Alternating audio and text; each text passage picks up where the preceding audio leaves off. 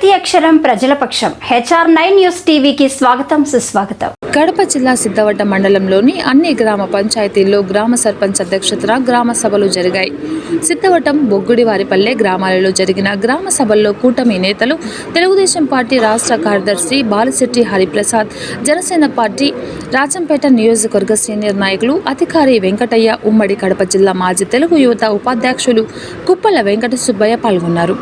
ఈ సందర్భంగా జనసేన పార్టీ నేత అధికారి వెంకటయ్య మాట్లాడుతూ, మా ప్రభుత్వం వచ్చాక రాష్ట్ర ముఖ్యమంత్రి నారా చంద్రబాబు నాయుడు, ఉప ముఖ్యమంత్రి పవన్ కళ్యాణ్ పంచాయతీరాజ్ వ్యవస్థ బలోపేతానికి గ్రామాన సర్పంచుల అధ్యక్షతన సమస్యల పరిష్కారం కోసం సభలు ఏర్పాటు చేశారని, గత వైసీపీ ప్రభుత్వంలో జగనన్న పరిపాలనలో సర్పంచులకు గౌరవం ఎక్కడుందని, పంచాయతీరాజ్ వ్యవస్థ సర్పంచులకు వచ్చే నిధులు పక్కదోవ పట్టించి బ్లీచింగ్ పౌడర్ కూడా డబ్బులు లేకుండా ఖజానా ఖాళీ చేశారని ఆయన మండిపడ్డారు.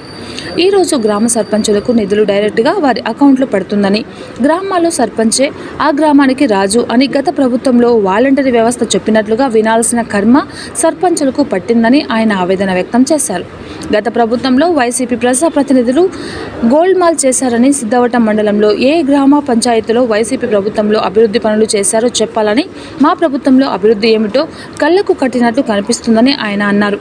ఈ కార్యక్రమంలో మండల అభివృద్ధి అధికారి జవహర్ బాబు, గ్రామ సర్పంచ్ బి నాగరాణి, చంద్రకళ, ఎంఈఓ అరుణ, ఎంపీఓ నరసింహులు, సర్పంచ్ ప్రతినిధి బి ఓబులయ్య, ఉప సర్పంచ్ హెదయతుల్లా, పంచాయతీ సెక్రటరీ రవిశంకర్ రెడ్డి, సుజాత, వీఆర్ఓలు రేణుక, కేశవులు, ఎంపీటీసీ చంద్రశేఖర్ రెడ్డి, ఉపాధి హామీ ఫీల్డ్ అసిస్టెంట్లు, ఫారెస్ట్ సిబ్బంది తదితర సిబ్బంది, గ్రామ ప్రజలు తదితరులు హాజరయ్యారు.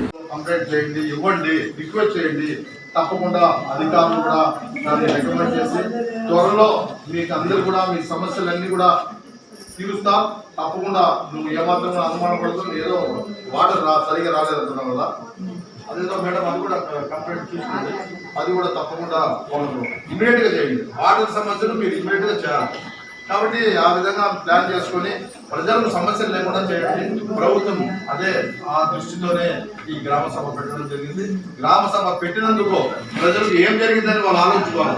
ఈ గ్రామ సభకు మేము వచ్చినాం, మేము చెప్పిన పనులు చేశారా లేదా అని ఆలోచించే విధంగా వాళ్ళు ఏదైతే కోరినారో, ఏదైతే మనం చేయడానికి వీలు ఉంటుందో అవన్నీ కూడా ఇమీడియట్గా చేయాలని చెప్పి మేము కోరుకుంటూ ఈ అవకాశం ఇచ్చిన సోదరులు, ఇక్కడ ఉన్న ఎంపీటీసీ, సర్పంచ్, అదేవిధంగా అధికారులు